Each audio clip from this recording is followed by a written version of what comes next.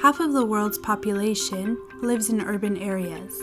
Policies on urban planning and regeneration have become a priority for governments in order to convert their cities into functional and livable spaces.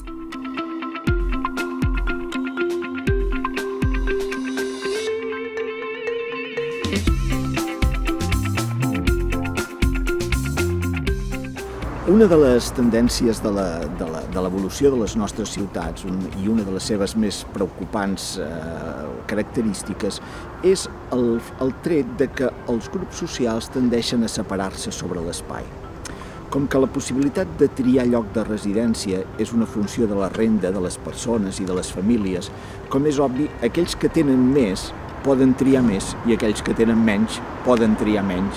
És a dir, que tenim que aquells qui menys tenen tendeixen a concentrar-se en les àrees més degradades, les àrees més mal servides.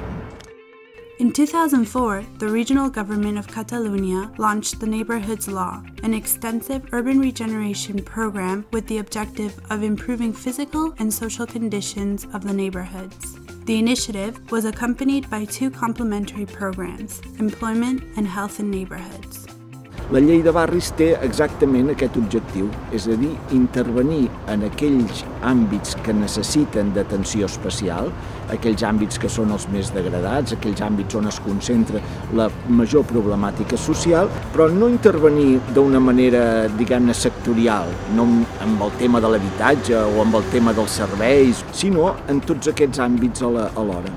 I això són les polítiques integrades de rehabilitació urbana. Researchers from the SOPHIE project working at the Public Health Agency of Barcelona have analyzed the effects of the physical and social improvements of the Neighborhoods Law on the well-being of neighbors.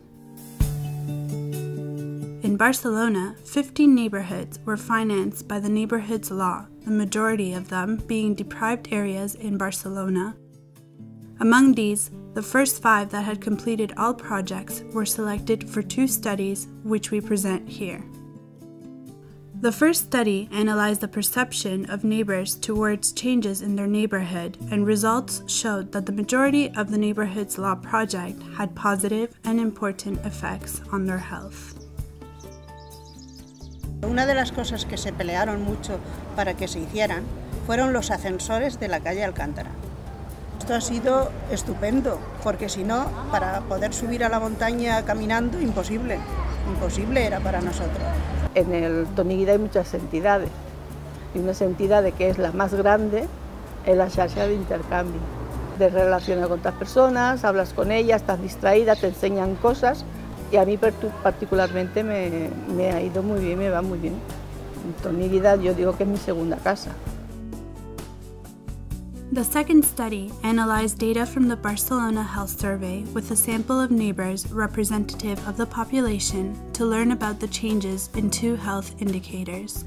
The changes produced in the neighborhood that had been intervened by the Neighborhoods Law were compared to the neighborhoods that were not intervened but had similar socioeconomic conditions.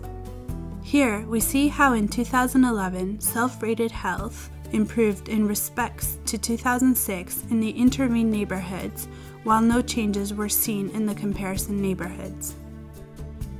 Mental health status also improved in women in the intervened neighborhoods, while in men, the intervention appeared to prevent the worsening mental health that was visible in the comparison neighborhoods.